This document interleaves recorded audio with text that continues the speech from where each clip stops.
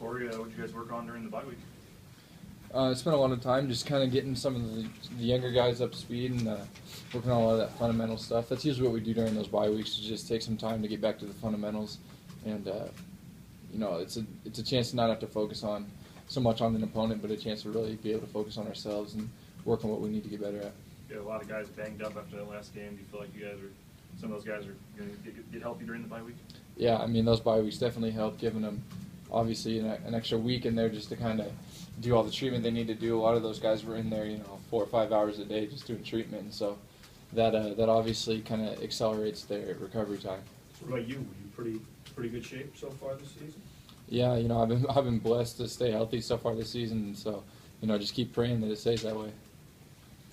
Particularly on defense, when you start to see what you guys had left at the end of that game, you start to wonder what's next. I mean, it got to wear on you guys at some point on defense. You just mean as far as the guys going injuries that down? were piling up. I mean, you guys are playing people at positions they've never played at the end of that game. Yeah, and it was good that we were able to kind of finish out that game and get into this week, because obviously some of those guys that maybe hadn't played those positions got a little bit more familiar with that position over this last week, and guys that had gone down at those positions had a chance to get healthy and come back ready to go. What does it do to players to mix and match like that? We're used to playing defensive end, you find yourself playing somewhere else. And what does it do when you have to play out of position like that? I think at first you can kind of be a little bit, maybe a little frustrated, but I think overall it kind of grows you as a player and kind of gets you to understand the defense a little better. I know that I started off only playing the Sam linebacker position, and my idea of the defense was just kind of small because I didn't really necessarily know what the boundary side was doing. And then this year I've had the opportunity to play both the Sam and the Will, and that's really opened my eyes to really just how the defense works as a whole. And so I think if you're able to kind of get the opportunity to play another position, even though at first, it might feel kind of awkward, it does kind of open your eyes to the rest of the defense, and it really helps you kind of gain an understanding. But before you do that, before you change positions, you really don't know what that other position does. Is that right? I mean, you have a general idea, and a lot of the techniques kind of cross over a lot of times, especially because usually you're getting put into another position within your same position group. It's not like you're going from like a D lineman to a cornerback or something. But so a lot of the techniques are the same. It's just knowing when to use them based on what we call. To play the number of snaps you guys are playing on defense, is that taking a toll a little bit physically? Is that part of why so many guys are banged up, you think? Yeah, I mean, this is a lot more snaps than I think we've had in the past, and I don't know if that's why people are getting worn down, or if it's just that, sometimes there's just kind of freak things that happen. You don't really have any control over it, and so it's hard to put it into perspective as to whether or not it's happening because we're worn down or just because there's kind of just a little freak thing that happens out of the blue. These games seem long out there when you play 100 plays or 110 plays instead of 60 or 70. Does it feel like the game is longer? The drives feel longer when you're out there for whatever 16 play drives or whatnot, and yeah, the game does feel a little longer because I know last game we had like 109 defensive snaps, and so that'll take a little bit of a toll on your body after a while. Have you looked much at your opponent for Saturday, and what do you think of their quarterback? Yeah, their quarterback's a really good athlete. He's one of those guys that kind of he can do it all. He's able to drop back and put the ball where he needs to. He makes really good reads and can put it into just about anywhere. And then obviously his ability to run and make plays with his feet is something that makes him a really dangerous quarterback. These 8:15 games, would you rather get up and play right away, or is it hard to wait all day till 8:15 to play?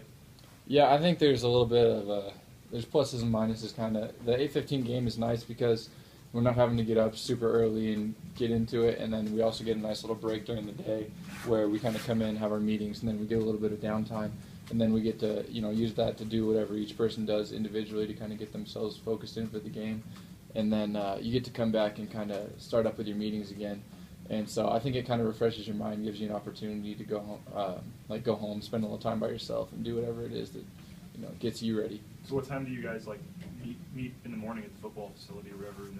Yeah, I don't think we've had a 8:15 game yet this year. Southern Miss maybe was. Oh, was it? It'll just be a little bit later than normal. Not a super big difference. They don't want to make us or put us into a situation we're not used to and have us maybe oversleeping. So it won't be too much different. It's just nice having that break in the middle of the day. How long's the break you guys get? 2 or 3 hours. And how would an 8-15 game be different on the road? It'd be pretty similar. I think they keep our schedule pretty similar either way, but rather than having our downtime at home, it'd be in the hotel room. What do you like to do on your break, or what do you think you'll do this Saturday? I usually just kind of relax. Maybe watch something that's not gonna have. I don't like to be over focused when I go into a game, so I like to have that focus, but I also at the same time just come in being kind of relaxed. And so I'm sure I'll go home and just kind of relax for a little bit. I usually read a chapter or so from like my Bible at some point, and then that kind of gets me going, and then I go back. You guys have played out here, and it'll be about almost a month by the time of kickoff. You itching to get out in front of the home crowd again and get back on the blue? Yeah, it'll be nice to be back on the blue. It's nice to have home games. Away games are fun too, but there's something just a little bit different about just getting to just play here in front of all your home crowd. Is there any sense coming off the bye week of, okay, now that we've had this time off, we're into the home stretch, and let's finish strong with these last 3 games and potentially conference championship? Yeah, and we're talking about it just like we had before. We were calling it a 4-game season before, and now we know we've got that 3-game season left. And yeah, I think the bye week does give guys an opportunity to kind of refresh their mind and come back with kind of a newfound focus that it's hard to keep during the whole season. So it's nice to have that little bit of time off and come back with that refocused attitude. Tanner's had to start a couple of games here in the linebacker. What have you seen out of him in the last few weeks?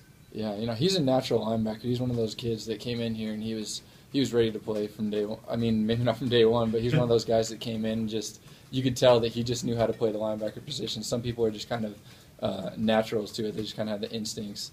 And that's what I would say about him. And he's obviously a really physical player. He wants to hit people. He wants to strike and get off blockers. And so he's just kind of a natural fit for that linebacker position.